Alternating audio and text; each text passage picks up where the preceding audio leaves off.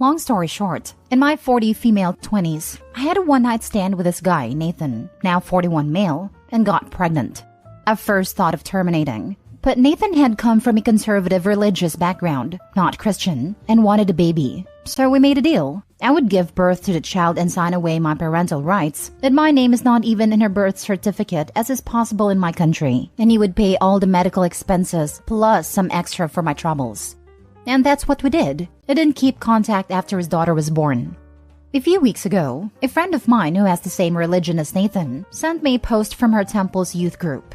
They were asking for donations for the homeless, and one of the girls from the picture looked a lot like me. I searched for her profile and found out that she had Nathan's surname and had the right age to be the baby I gave away. She's 17 now and seems to be doing fine. She's involved in charity work, apparently loves music, and has lots of pictures with friends and family. Nathan, his wife, and half-siblings. I never wanted nor want to be a mother, but I became curious to know more about this human I put in the world. So I texted Nathan's old phone number, which he has not changed, and asked if he would allow me to meet his daughter, since I gave birth to her and everything. It made my intentions clear, that I do not want to interfere with his family, just to know her. He then wrote a long text, which comes down to saying that I'm an a-hole for wanting to know his daughter now after I abandoned her, and that this meeting would only mess with her head. I told him I was telling him out of courtesy, because soon the girl will be an adult and be able to choose herself if she wants to meet me. He then blocked me. Am I being the a-hole here? I don't think there's any harm in meeting my daughter. She already has a great family, and it would only be beneficial to her to know about her own history. But maybe I am not seeing the full picture.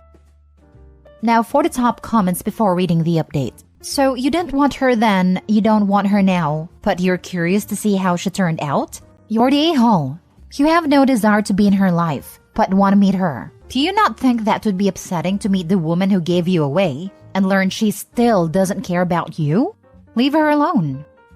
The loveless curiosity is what makes Opie the a-hole. No thought to how disruptive her presence will be. Agreed times 10 million. She wants nothing to do with this child. She just wants to talk her out of curiosity. How horrifying would it be for the person who birthed you to come out of nowhere and when asked why they say just curious, only to once again disappear into the night?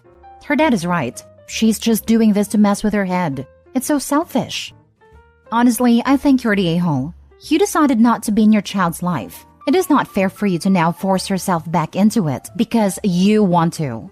A more appropriate course of action would have been to reach out to provide current contact information and let him know that if she was ever interested in getting to know you, that's something you are open to. It should be her choice, not yours. Actually, I like the idea. I don't want to force myself in her life, just to know how she turned out, and maybe she has some questions for me. But you are right, it should be her choice. Just be aware that you have absolutely no right to have any opinions about how she's turned out, and be careful not to express any disappointment in her choices or involvement in her religion. As long as she's happy and healthy, that's all you can have concern for, as far as how she's turned out. It's great you want to know how it's going with her, but be careful and be sure to keep your opinions to yourself. Now for the update. Hi everyone. First of all, thank you for your judgment. Some of you were pretty harsh and a bit misogynistic, to be honest. But I needed to hear what the well-intentioned comments had to say. Some answers to common assumptions. 1. I wasn't coerced into giving birth. Nathan and I reached an agreement in a situation that involved us both. I'll admit that I was young, didn't know what pregnancy was really like, and needed the money, which I'm not proud of, but hey, y'all are gonna judge me anyway. 2. I didn't want to reach out to Nathan's daughter just because she looks like me. I only mentioned it because this is what made me realize that the girl in the picture was the child I gave birth to, but it blew out of proportion. 3. I don't know why some people assumed Nathan is Christian, and why they were judging him for being religious. He is Jewish and I'm agnostic myself, but don't think it's a problem for him to have a strong bond with his religion. The one-night stand happened when we were very young, and I don't know what his views are about that, but it doesn't matter. His daughter apparently is very attached to their community, and it's important to her. Also, I might have used the word temple wrong, but I'm not Jewish myself. 4. When I said I don't want to be a mother, I didn't mean I didn't want a relationship with Nathan's daughter. I am not her mother, since I didn't raise and don't want to take this place from the person who truly did, his wife. I also chose not to have children of my own. So after reading their comments, I came to a better understanding of what my role is in this situation and decided to reach out to his wife through social media to try to make amends.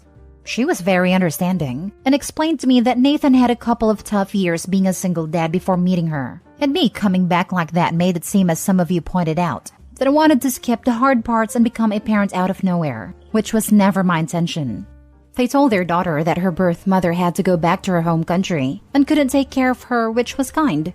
The wife is going to talk to Nathan to leave the door open if their daughter wants to meet me when she's older. But I gave her all my contact information for when and if the time comes. I'll admit I was being a bit selfish here, so that is the best thing I could hope for. Thank you again.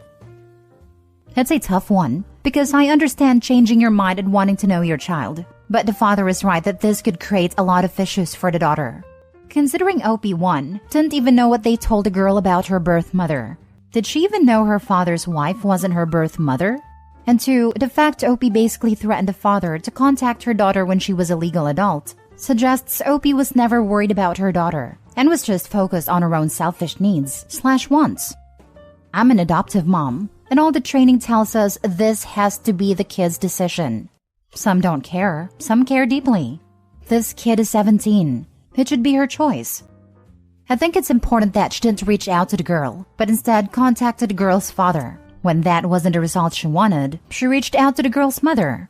Instead of being demanding, OP just passed along the intention for contact and contact info for if/when she wanted to reach out to her bio mom. Feels like OP was being kind of selfish at first. Maybe still is. Not that she needed to be a mother figure, but that she's ready to spring into this person's life without considering the consequences of that. True, info about potential health history and perhaps limited extended family could be helpful. But if the daughter hasn't expressed interest, feels kind of self-serving and icky, like she thinks she has any kind of right to know this person. Next story. Am I the a-hole for refusing to let my husband move his father into our home? My husband's 40 male mom passed away late last year. It was very hard on him and his father. The holidays were rough. My husband is still struggling, and I've been doing my best to be kind, supportive, and understanding. But he's been less attentive with our 3 kids, 14 female, 12 male, and 9 male, and I'm pretty sure he's struggling at work too, but he won't admit it. He started therapy about a month ago and is going once a week. A couple weeks ago, he brought up to me that he wants to move his dad, 75 male, into our house. He said that his dad is struggling too, and that being in the house he shared with his wife the past 50 years isn't doing him any good. He had an entire plan laid out, so it was obvious to me that he's been planning this for a while without talking to me about it. He wants to move his dad into the room that we had just moved our middle child into last summer. Before that, our 2 youngest were sharing a room, so we did some renovations to make an extra bedroom so all our kids could have their own space. He wants to force our 2 youngest to share a room again so his dad can move in. He also wants to talk to his dad about putting their house on the market, or possibly renting it out, which means father-in-law would be here long term. After he laid out his plan, he asked me what I thought, and I told him my immediate reaction is no. I told him that barely any time has passed since his mom's death, and it's too soon to make such drastic changes in everyone's lives. I told him his dad will get better with time, and we all just need to take a step back and not rush into any decisions. He was not happy with my response and kept asking for specific reasons other than not enough time has passed. I suggested that we look into different housing options for his dad if he's uncomfortable in his home, which I get. His dad has enough money saved to afford a good retirement home or a smaller condo which would allow everyone to still have their own space. He didn't like that idea either because it would mean his dad is still living alone. I'll admit, there are reasons I didn't tell him. Seeing my husband deal with his grief has been hard, especially since it's affecting his ability to be present with me and the kids. So I really don't want a second grieving man in our house. I also don't really want to kick our middle child out of the room that we just made specifically for them. That isn't fair to them. But I know if I tell my husband this, he's going to think I'm being selfish. And maybe I am. Father-in-law currently lives about 3 hours away, so visiting him is difficult. We also live in a pretty rural area, and the nearest town with respectable retirement homes is over an hour away. So even that option isn't ideally close, but it's still closer. I know it sounds selfish, but I just don't think I could handle 2 grieving men in my home. I can barely handle 1 right now. Now for the comments. I cannot believe anyone is saying you're the a-hole to not wanting your father-in-law to move in permanently. We don't even know he would want that. Living with someone, never mind pushing your kids back into sharing a room indefinitely, is a big deal. Hard not the a-hole. I think you all having a discussion about him selling up and buying a smaller place nearby is a better option. Maybe look into a tiny home or trailer for him to put on the property. Since you're rural, his own space but right there. Plus, if you don't flood, it could be a step or two and then it'll be one story. Perfect for elderly. I completely agree with you, not the a-hole. A compromise needs to be had here. No, I respectfully disagree. This seems like it could be a solution at face value, but this is really unrealistic. He might sleep in the tiny house, but he will for sure spend his waking hours in Opie's home, and this proposed situation would invite a permanence to his residency there. This is totally unfair to Opie. We agree in judgment, not the a-hole, but this is not a true compromise, because while the kids won't have to share a room, Opie is clear that her primary reason for saying no to father-in-law coming is because she can't handle the responsibility for having an additional adult, who is also racked with grief permanently in her space, which is a reasonable position to take. Getting father-in-law into a retirement community with other seniors, many of whom are often widowed themselves, seems like a far better solution for everyone, especially father-in-law. These types of communities can be very beneficial for older folk, who can be independent but also need active engagement with others. Since finances don't seem to be a major factor, any additional support with meals, housekeeping, laundry, etc. can easily be had. Let's hope they can do something like this. An hour away isn't terribly far. Dedicating frequent scheduled visits will still be far less time and effort than having an additional adult to care for every day, and could actually be far better to father-in-law, not the a-hole. Not the a-hole. It's not selfish to want your soon-to-be teen son to have his own room. Find an apartment near your home. Move dad there. Have him over to visit a few times a week. There are plenty of ways to solve this that don't involve packing your house full of people and appending your family life.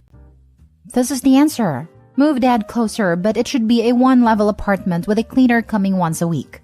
Opie is already dealing with a lot. Handling 3 kids and a struggling husband is no small feat. Given my experience with older boomer men, I am guessing that the workload of having him there will fall on Opie too. Extra laundry, cleaning, and another mouth to feed. Not the a-hole.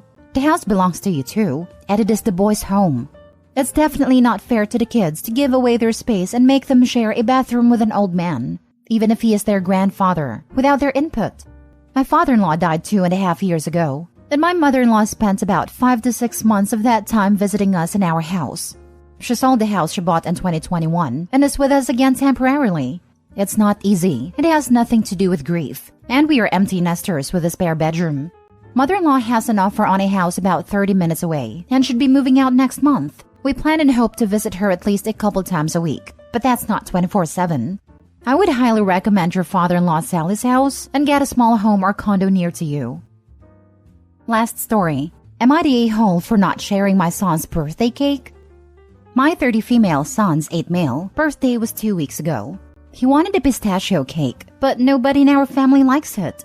So I agreed with him that the biggest cake that would be at a party would be a chocolate cake, while he would have a pistachio cake saved in the freezer just for him. The party took place in our backyard. The whole family was there, and the kids had a great time.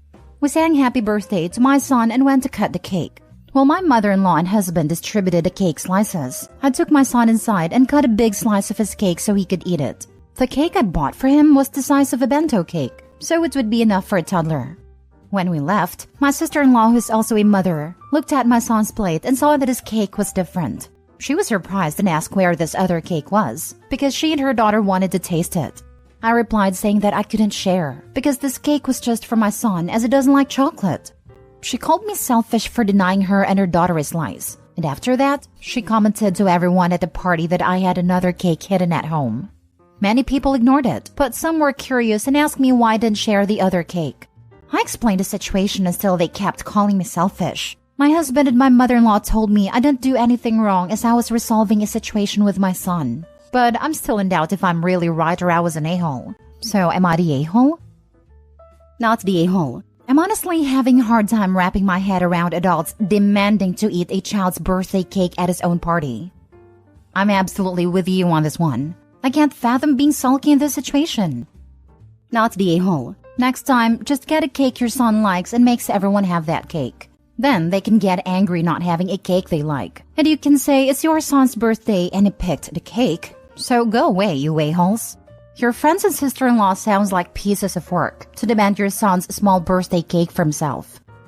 Yes, share the cake your kid likes. It will eventually become a tradition and more memorable than a boring chocolate cake. I still remember my wife's uncle busting out this horrible lemon cake that everyone hated after every Easter. It would be the butt of all jokes, but we also all ate it. Lol. Can you imagine being a grown adult and getting angry that you're being denied a second type of cake at a child's birthday? Not the a-hole. If you're really trying to be an entitled person, this is probably the best way to do it. Either that or a narcissist. I have people in my life like this. They have to be involved in everything, no matter what it is. You could be hiding turd sandwiches in the kitchen, but they'd want one just because.